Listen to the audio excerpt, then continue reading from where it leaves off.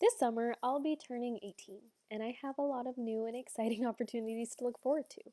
I'll be moving away from home, enrolling in college, living on my own, making friends, getting my first ever job, paying taxes on that job, paying off my student loan debt from college, being responsible for the consequences of all my actions without the safeguard of my parents, but I'll also be getting to vote. This year, I'll be voting for the first ever time in this year's national election. It's mind-boggling to think that just 100 years ago, this basic right I have was the source of so much controversy, debate, and struggle. But before we can even look at the current state of gender equality in this great country, it's important to recognize the brave and courageous women who came before all of us and have fought to give me the opportunity to speak before this chamber today, 100 years after the passing of the 19th Amendment, which did not grant women the right to vote, but protected their natural-born right to vote. Despite having been barred from the world of basic equal rights since the founding of our own government, women have been at the forefront of our world and founders' minds. France's gift to us, that represented the natural born freedoms that everyone should be entitled to, was given in the form of Lady Liberty. Lady Justice stands proudly in nearly every court across the country, covered by her blindfold, exacting out truth where it's demanded. Mother Nature keeps the world spinning, bringing us sunrise after sunset. When we refer to countries around the world, we call them she and motherlands. No one's saying America the handsome, we saying America the beautiful. Because for centuries, women have represented grace, power, stature, and determination in the face of doubt. Feminism, the crazy concept that men and women were equal socially, politically, and economically, had its earliest roots in radical French feminists, who were radical for thinking that besides biological differences, women were capable of doing the same things men did. Suffragettes often go down in history as either calm, sensible, and educated young women quietly climbing the ranks of society, or radical, violent arsonists burning with a poorly executed plan for equality. But at the end of the day, they were all treated the same way, and proud suffragettes became prisoners of a liberal government. They were harassed and abused by male officers. In prisons, when women refused to eat as an act of rebellion, they were force-fed by doctors who jammed tubes down their nose. And yet, women persisted. Women were dedicating their lives to what seemed like a lost cause. But if these women hadn't had a single ounce of bravery or a single thought of a better future for the women that would follow them, I wouldn't be standing before you today, 100 years after the passing of the 19th Amendment, which states that no U.S. citizen's right to vote would be abridged or violated on the basis of sex. But how do we scale down this seemingly global movement to Tennessee? Well, when they told you Mother knows best, they didn't exactly tell you how much she knew, or how right she was. When the 19th Amendment was up for ratification, it boiled down to two undecided states and one lady, North Carolina, our very own volunteer state, and one very powerful mother. At first, it seemed like the suffragettes would lose the ratification. The men and women of our state were divided, nearly a 50-50 split down the middle. The day the amendment was sitting in Tennessee's legislature, the room and the hall outside were flooded with men and women either wearing yellow flowers, pro-suffrage, or red flowers, anti-suffrage.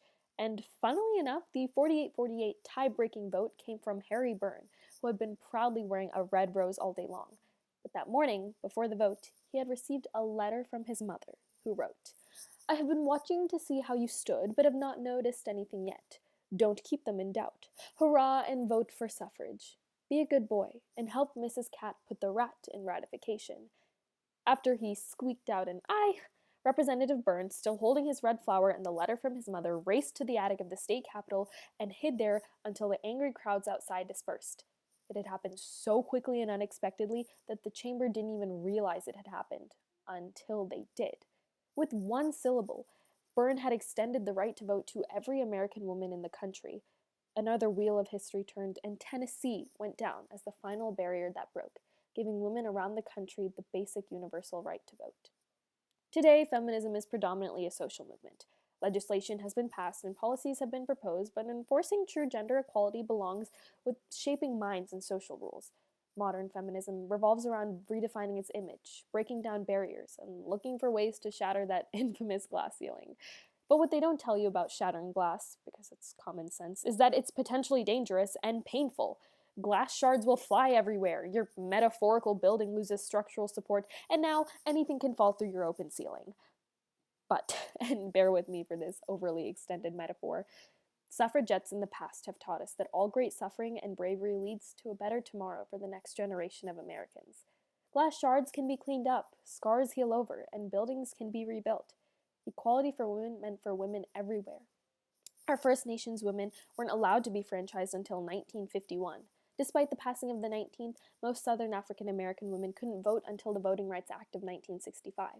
Feminism is not restricted to race, color, creed, or for that matter, even gender.